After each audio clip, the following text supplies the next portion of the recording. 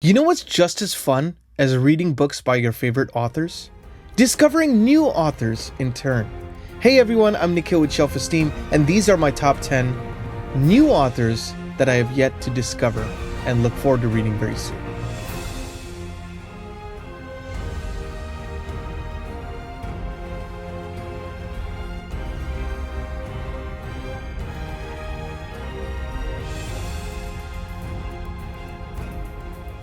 Hey everyone, welcome back to the channel. I'm Nikhil with Shelf-Esteem. I'm a composer now, also a booktuber. You can find my music in The Wheel of Time Season 2, His Dark Materials Season 3, and the newly released The Hills of Tenchiko, the featured song in The Wheel of Time Season 3, Episode 6. And as I mentioned in the beginning of this video, I've been enjoying reading and getting to know more of the works of my favorite authors. I've been making my way through Stephen King. If you could see that bookshelf back there, my favorite author of all time, and I'm steadily making my way through his works. But I also get to thinking, it's fun to discover new authorial voices. Sometimes not only is the writing and the characters and all that stuff a great compelling escape to go to, but also it changes your worldview. So I'm always on the lookout to discover new authors, and I figured this could be kind of a fun thing that we could do together, where I talk about each of these authors in my top 10 authors I want to discover, and kind of a starting point where I would want to start. Now, for those of you who haven't read any of these authors and would want to start alongside me, then maybe we could do some of these as read-alongs. For those of you who have read these authors and have very strong opinions on where I should start, I'm down to change my mind. So I would love to know from you after you watch this video if you think that there are any better starting points for any of these authors. But if you like this kind of video, please like and subscribe, hit the notification bell, and let's jump on in.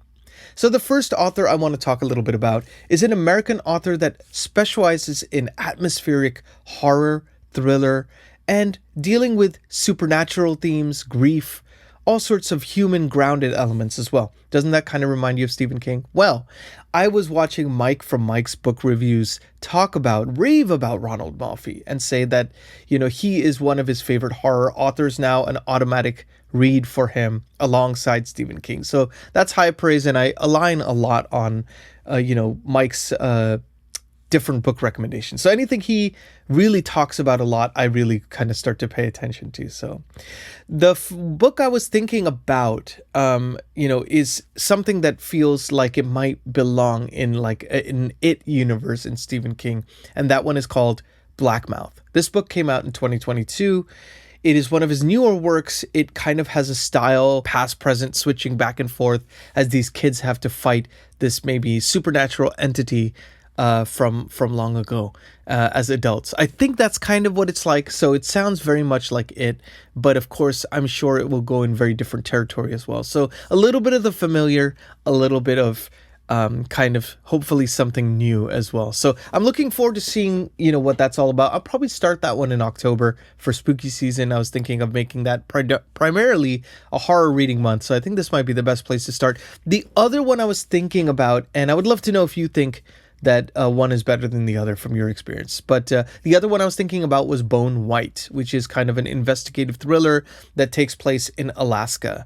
And I'm just fascinated by Alaska as an atmosphere for any stories. I've been reading Alaska by James Michener, learning more about it, and it just seems so primordial and raw and nature-esque and like intense. So I could imagine that being a perfect setting for a horror thriller novel. Let me know what you think, which is a better place to start. The second author I want to talk a little bit about is a Pulitzer Prize winning author who is best known for the Lonesome Dove series, Larry McMurtry. Now, for those of you who don't know, but I'm sure a lot of you have heard about on the Booktube sphere, Lonesome Dove is widely considered one of the best, if not the best, quintessential Western novel about people who are going, I think, on a cattle ranch expedition to Montana. And it doesn't sound like an intriguing premise necessarily, but I've heard the characters are some of the best ever. And somebody who really values characters from reading Robert McCamm and Stephen King, I'm very excited to check out a Western novel. I checked out Flint by Louis L'Amour, and I really enjoyed that as a first meditative, kind of introspective Western novel. I'm looking forward to seeing more of an expansive story in this book. I believe it's like 900 pages or something, but I've heard it reads very fast. So I'm excited to check that out. I assume that's probably the best place to start, but let me know if like The Last Picture Show or something else might be better to start. Let me know what you think in the comments.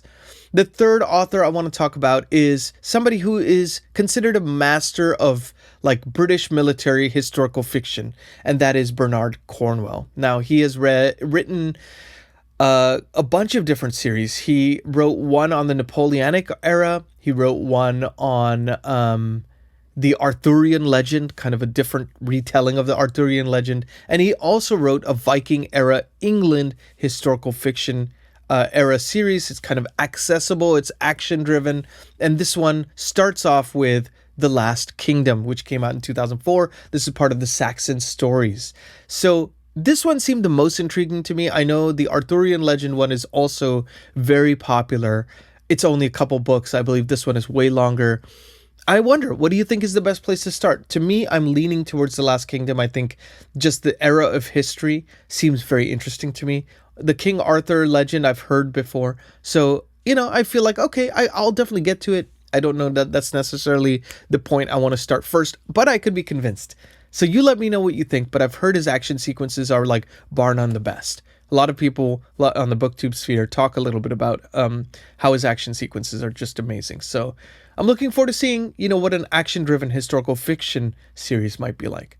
Because a lot of the other ones I've read have been more like Ken Follett and stuff, which is not necessarily action. It's more character-driven. So curious to see what you think about that one. But Bernard Cornwell is number 3. Now, the fourth author I really want to get to know through his works is a genre-bending American author whose works span historical fiction, horror, coming of age, sci-fi.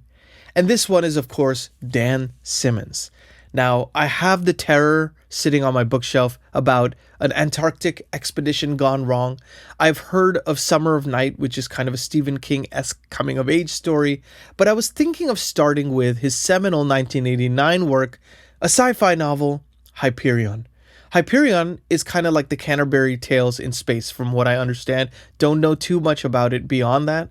But I'm very excited to get to it because I've heard great things. And I think this would be a perfect book for either Sci-Fi September or maybe later on in the year, close to the rounding out the end of the year. But I really want to get to this one by the end of 2025 because I think it's high time I read about Dan Simmons and kind of see what the fuss is all about. And anyone who can write books that are known, well known in multiple different genres, you could tell they must be a very talented author. I know Stephen King does that. And of course, I'm going to link everything back to Stephen King, as I always do.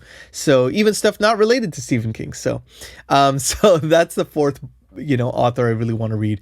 The fifth author is, just looking at my list here, an author who's really kind of a prototypical influence on authors like Stephen King. He specialized in speculative fiction. He had horror, social commentary, and that is Ray Bradbury. Now, I've heard great things about him. Fahrenheit 451 would, of course, be the logical choice. This is one that I was going to read in high school, but I actually ended up reading East of Eden by John Steinbeck instead. And, you could choose the track that you went on. And I ended up going the East of Eden track. So I didn't get a chance to read Fahrenheit 451. That is definitely one I want to read. But I was also thinking of reading something for spooky season in October. And I thought, what better one to read than Something Wicked This Way Comes. Now, besides the famous title, it's something about a carnival, I think, gone wrong. I'm not really sure exactly beyond that. But I've heard it was a very big influence on Stephen King. I think he even alludes to it in his book, Fairy Tale, which came out in 2022. So I'm very excited to see what the fuss is about with Ray Bradbury. I've heard he's an incredible writer, and I want to get to the source. Find out about my favorite authors' influences and see what influenced them about those works. So Ray Bradbury is the fifth author I want to read. Let's talk about one that's slightly different from the rest. This one is an author that I've heard does a lot of character-driven, coming-of-age, nostalgic, very raw, real, visceral emotions from their characters, and that is Frederick Bachman. Now, I was speaking to Joseph the Don, who, as he likes to be called on Discord, and he had mentioned this book that was actually on sale, and it was his newest work called My Friends. Now, My Friends is supposedly a coming-of-age story about three friends, I think, kind of Stephen King-esque, but more on the heartwarming coming-of-age story side rather than the horror side. I don't know too much about it beyond that, but I saw that on Kindle, it was on sale for like $2.99 as opposed to the regular like $20 or something. So I'm like, I'm just going to snag it. Maybe that's the best place to start. I've heard A Man Called Ove, which I think became adapted by a Tom Hanks film called A Man Called Otto, is a great place to start as well. There's another one called Beartown, I think, is another book that I've heard great things about. But I would love to know what you think, and where is a good place to start with Frederick Bachman. I think since I have the low-hanging fruit of My Friends on my Kindle, I might just start there and see where I go. But let me know if that's a terrible place to start, because I don't know. I don't know much about Frederick Bachman. All that I've heard about him on Booktube for like the last 4 years. I think first from Murphy Napier. So looking forward to checking that out and seeing what the deal is. Then is it the 7th? Let's see. Yeah, the 7th. Yeah, the 7th. There you go. I have to count. I don't know. I can't math this early in the morning. My 7th most anticipated author that I haven't discovered yet is Adrian Tchaikovsky, a sci-fi master. He's written many different series. He's also written a fantasy one, I think, called Shadows of the Apt. He's, of course, written his seminal trilogy, Children of Time. And I thought that would be the best place to start. It came out in 2015. It's multi-generational. It's a sci-fi epic. It's got kind of human survival. It's got another species, apparently. So I'm very excited to see. Maybe there's some biological elements of how these species evolve. That could be really cool. I want to get more sci-fi in my life because I've been kind of fantasy focused lately, and I want to switch it up. So I thought that might be the best place to start. I assume it is. It seems like Larry McMurtry's Lonesome Dove, that's the one everyone always points to. But let me know if you differ in opinion. I would love to hear from you. The 8th author is one that is a master of grimdark, and it's not Lord Grimdark. It's not Joe Abercrombie, because I've read a bunch of his works already. But this one is R. Scott Baker. Now, he is a Canadian fantasy author. He talks a lot about like political fantasy. It's supposed to be very grim. It's epic. It's philosophical. And it's got a lot of thematic ambition from what I've read. And of course, the Prince of Nothing trilogy is always the place that people say to start. I don't think there is another place to start. So I will be starting The Darkness That Comes Before after I finish some of these other dense political, philosophical fantasy series like Wars of Light and Shadow by Jenny Wirtz and Malazan Book of the Fallen by Stephen Erickson. But this one is definitely on my radar because everybody talks about him, and I'm getting a little FOMO. So I want to kind of see what the fuss is about. Let me know if you think this is something that I would enjoy. I think you're getting to know my tastes by now, and maybe we could figure out a read along at some point. But that is kind of the 8th author that I really want to get to know. The 9th one is another one that kind of blends science fantasy, kind of science fiction with fantasy. It's supposed to even have some psychedelic influences, unreliable narrator, and a lot of symbolism. And this one is an American writer named Gene Wolfe. Now, I first heard about Gene Wolfe through Christopher Rocchio, author of the Sun Eater series, who cites him as an influence. Book of the New Sun, I believe, is the book that everyone points to. And the first book, I think, is The Shadow of the Torturer, which came out in 1980. And it's supposed to be, a blend of sci-fi, fantasy, and kind of literary fiction. So, again, I'm excited to see what the fuss is about. Definitely cannot get to it very soon because I have a lot of complex stuff on my plate already, and I don't want to overload myself. But it is on my radar. It is definitely what I'm going to be getting to very soon, hopefully. The last author that I want to talk about is Back to Fantasy. This is an author who's a British fantasy author, and apparently he specializes in morally gray, fantasy protagonists. It's supposed to be pretty fast-paced. It's got a little bit of grimdark, but it's also got a little emotional. And I want to start with, I know a lot of people say, hey, maybe you want to start with Prince of Thorns, very grimdark, or you want to start with Red Sister, which is another fantasy trilogy I think he wrote. I have book 1 of the Library trilogy that takes place in a library that transcends time and space, and anything library related, I'm like, I think I'm going to like it because I spend a lot of time in the library. And so if there's a library related fantasy series, I'm like, why not try that? Just start with that and see where it takes me. So that is where I'm going to start. I don't know when I'm going to get to that. That's going to be kind of in the distant future, but maybe in 2026, who knows? So that is my top 10 authors that I really want to get to know and get to read their works and see if they are for me. Let me know, are there any on this list that are your favorites that you're like, okay, move this one to the top of the list. This has to be the one you start with. Or are there any specific recommendations I mentioned that you're like, oh no, that's terrible. That's a terrible place to start. Try this one. This may be off the beaten path, but it's actually a hidden gem. This is the best place to start. Let me know. And if you want to read along, let me know as well. And maybe we can figure out doing some very unofficial channel read alongs for some of these. You know, just kind of read alongside each other. Have conversations in the Discord or in the comment section. So let me know what you think.